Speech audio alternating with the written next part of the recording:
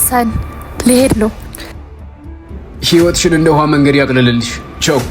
ታዲያ ግን ወደ ህይወቴ ከምትመጣው ሴት ጋር አንቺ ስትሄጂ እሷ ስትመጣ መንገድ ላይ እንዳትጋጩ አደራሽ።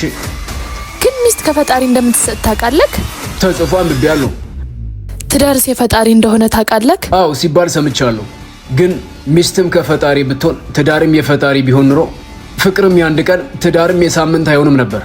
ኦ እሱ ኤክሴ ነበር፣ ኦ እሷ ኤክሴ ነበረች የሚለው ስም እንደ ብራንድ አይተዋወቅም ነበር። ሰዎች ከፈጣሪ እስኪሰጣቸው መጠበቅ ስለማይችሉና የተሰጣቸውን ተንከባክበው ማቆየት ስለማይችሉ ነው። የምትመጣው ሴት ከፈጣሪ ትሁን አትሁን በምን ማወቅ እችላለሁ?